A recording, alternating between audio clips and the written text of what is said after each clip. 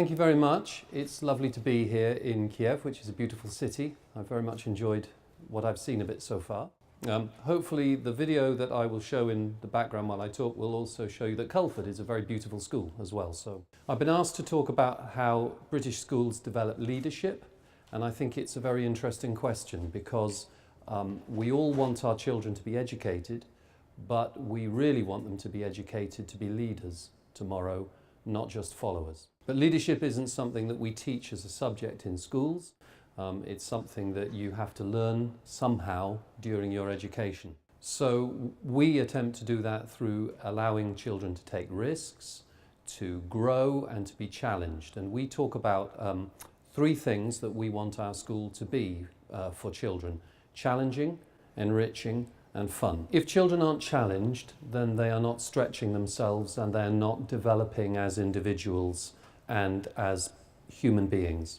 And if their education is very narrow and it doesn't enrich them by giving them wider opportunities for growth, they will never become the people they really can be. And finally, we talk about fun because if children don't enjoy things, they don't learn well.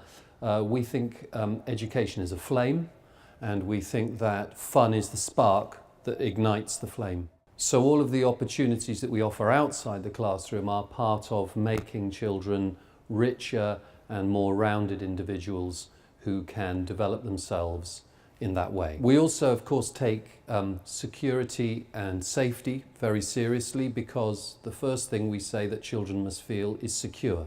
When children feel secure in a family or in a school or anywhere else, then they can be happy. And when children are happy, they can then achieve. So those things are important to us, and that's why British schools very often offer lots and lots of sports, art, drama, music as ways that children can develop their talents and their individuality. It's not just that the British are mad on sport, it's that we think that all of these ways of developing young people give them a sense of who they are.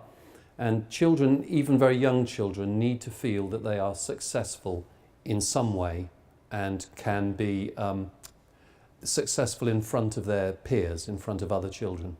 So whether they are successes at art or music or dance or drama is not important. What is important is that they feel that they are happy, successful children.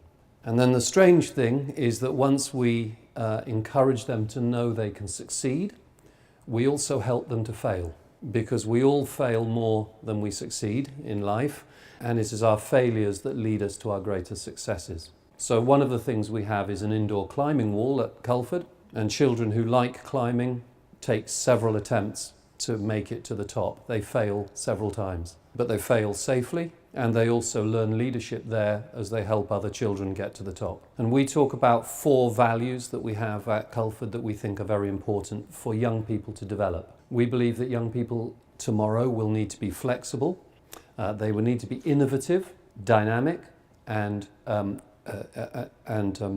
flexible, innovative, dynamic, and resilient. The world tomorrow is going to demand flexibility in the way that we work, because these young people will have careers that we don't yet. They will need to be innovative and dynamic to make the best of those careers, and also the best of their lives in their family and their community. And they will need to be resilient because as the world changes, so they will have to change and develop themselves. And we take those values very seriously because if we ask our children to develop and be those things, we know we have to be those things ourselves. My teachers and my systems have to be flexible. We have to be innovative and dynamic as we want to develop the education we offer our children. And we have to be resilient when parents and children tell us they need us to do something different or something better. And by living those values, we model them for our children. The future is very uncertain, but what young people always remind me is that it's also very exciting.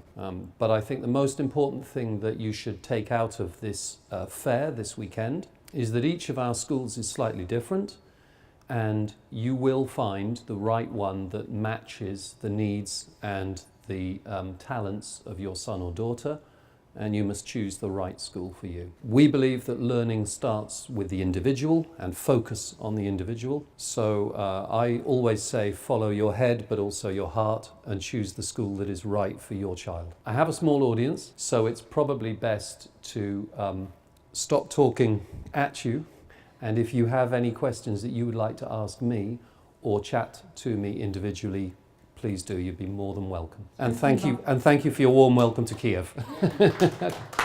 Спасибо. Okay, thank you. Good. Yeah. How do we help them integrate? Yeah. That's a really important question for children coming from an international background. So one of our entry processes is the Skype interview, and that helps us to assess not only the level of English, but to get to know the child a little bit earlier than when they come. But that enables us to support them properly in English, because one of the things that can be difficult is if you feel in your lessons you're falling behind because you're not understanding. So we make sure that we give the right level of English support. And it's also very tiring learning in a second language, so we pay attention to that. Within the boarding house, all children have a tutor, and that tutor meets them twice a day, and the tutor group is only 8 or 10 children. So in the house, they have a tutor. They also have the housemaster, who then will see them during the evening as well. And in the classroom area, as well as their teachers, they have the head of international languages, who looks after them from their Skype interview onwards. And then finally, we have a head of it's sort of a head of integration, who he is the head of history, but his role is also to look after all the new pupils in their first half of a term, so the first 7 weeks.